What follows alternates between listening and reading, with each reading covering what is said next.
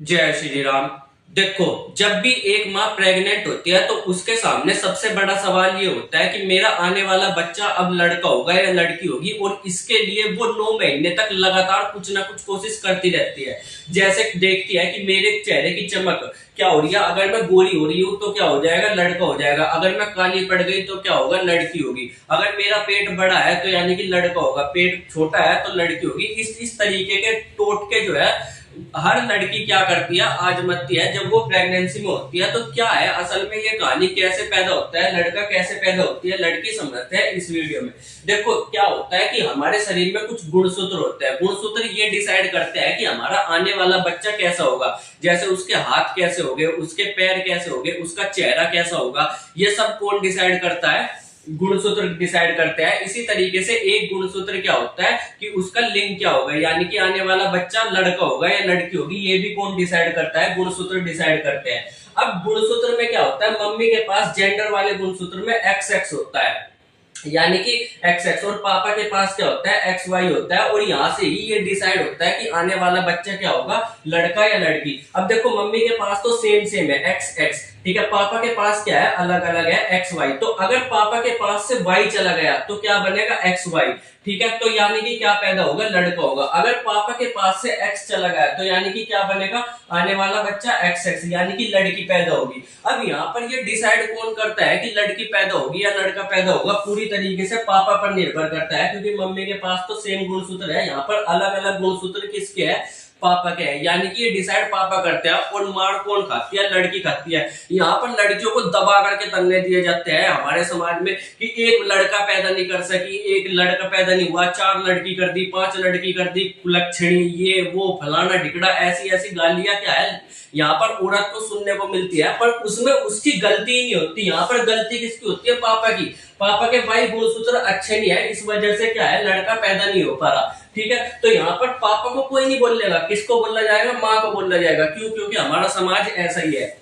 अब देखो, ये कैसे होता है कि क्या हम ये कर सकते हैं कि यहाँ से पापा की तरफ से वाई गुणसूत्र चला जाए, एक्स गुणसूत्र ना चला जाए, तो ऐसा पॉसिबल नहीं है। ये बिल्कुल क्या होता है, रैंडम होता है। क्योंकि जो गुणसूत्र होता है ना, ये एक दो नहीं होता है, ये होता है करोड़ों में। कितने करोड़ों में। जब एक बार बच्चा पैदा करने की प्रक्रिया शुरू होती है तो उसमें पापा के शरीर से करोड़ों गुणसूत्र जाते हैं, जिसमें से आधे क्या होते हैं, एक्स होते हैं, आधे क्या होते हैं, वाई होते हैं। यानी कि ये बिल्कुल भी पॉसिबल नहीं है कि आप एक्स गुणसूत्र लेकर के लड़का पैदा करवा सको। अब ये कैसे होता है, ये बिल्कुल रैंडम होता है। जैसे आप एक सिक्का उछाल लोगे ना, ऐसे सिक्का लिया और उछाल दिया और जमीन पर गिरा, हेड आया तो लड़का, टेल आई तो लड़की। बिल्कुल ऐसा ही ये प्रक्रिया होती है, इसमें कोई भी कुछ नहीं कर सकता।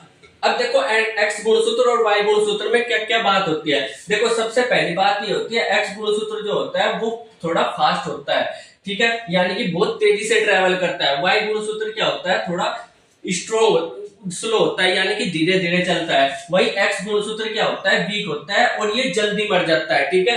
और वाई गुणसूत्र क्या होता है, थोड़ा स्ट्रोंग होता है और ये देर से मरता है। अब यहाँ पर अगर आप देख सकते हो तो स्ट्रोंग, अगर वाई गुणसूत्र स्ट्रोंग होगा तो आपको लड़का ज्यादा पैदा होने की संभावना है। पर फिर भी ये केवल एक कहने की बात है कि ऐसा कुछ होता है, ऐसा कुछ नहीं होता, क्योंकि करोड़ों में चांस जतते हैं। पर्यावरण कैसा है उस समय पे, मौसम कैसा है, ये सारी की सारी चीजें क्या करती है, निर्भर करती है। तो आप इसको प्रिडिक्ट नहीं कर सकते, ये फालतू की बात है, ठीक है। अब यहाँ पर देख करके, जब मान लो चलो हम प्रिडिक्ट नहीं कर सकते, पर पेट में देख करके कि क्या है, लड़का है मेरे पेट में या लड़की है, इस तरीके का क्या माँ कोई पता कर सकती है या नहीं कर सकती। कई बार क्या होता है, औरतें जो औरतें होती है ना, वो बताती है कि बाबू देखो तेरे उल्टी ज्यादा आ रही है, तो यानी कि क्या होगा, लड़का पैदा होगा। उल्टी कम आ रही है तो लड़की पैदा होगी, ठीक है। ऐसा कुछ नहीं होता, ये फालतू की बात है, ठीक है।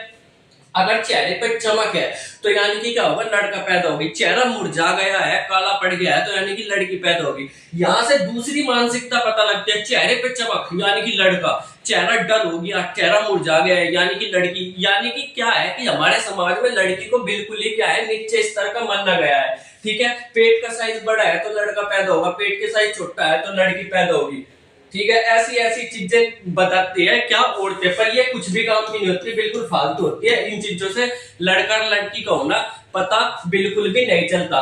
तो किस तरीके से पता चलता है? देखो, ये पता कर सकते हैं डॉक्टर, पता कर सकते हैं कैसे? अल्ट्रासाउंड देख करके, पेट का अल्ट्रासाउंड करवाएंगे और उसमें ये पता कर लेंगे कि लड़का है पेट में या लड़की है। पर अगर आप जाएंगे डॉक्टर के पास कि मेरा अल्ट्रासाउंड करके बता दो कि मेरे पेट में लड़का है लड़की है, तो डॉक्टर आपको भगा देंगे और हो सकता है आपको जेल भी करवा दे।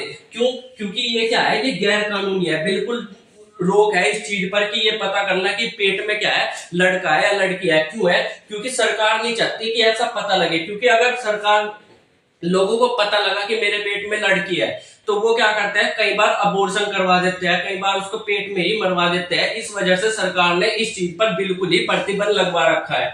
और सबसे ज्यादा अगर लड़की पैदा होती है ना, तो यहाँ पर दुख किसको होता है? दादी को होता है। सबसे ज्यादा दुख किसको होगा? दादी को होगा। क्यों? पता नहीं क्यों होगा।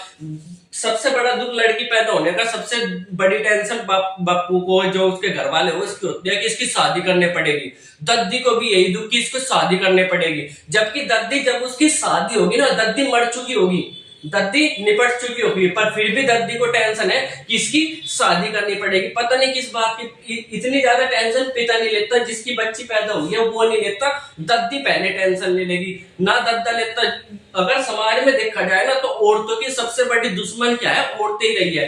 दद्दा टेंशन नहीं लेगा, पापा टेंशन नहीं लेगा, पर कौन टेंशन लेगा? दद्दी टेंशन लेगी, ननद टेंशन लेगी। तो ये क्या है, औरतों ने ही औरतों को दबा करके रखा है। ठीक है, सबसे बड़ी दिक्कत ये है। अब क्या डाइट की वजह से ये पता हो सकता है कि क्या लड़का पैदा हो? तो बिल्कुल भी डाइट पर भी ये बिल्कुल भी निर्भर नहीं करता। आप कुछ भी खाओ, कुछ भी ना खाओ, ये बिल्कुल फर्क नहीं पड़ेगा कि आने वाला बच्चा क्या होगा, लड़का होगा या लड़की होगी। होपफुली आपको समझ में आ गई होगी पूरी की पूरा कॉन्सेप्ट कि किस तरीके से लड़का पैदा होता है, किस तरीके से लड़की पैदा होती है। मिलेंगे अगली वीडियो में, तब तक के लिए बाय बाय।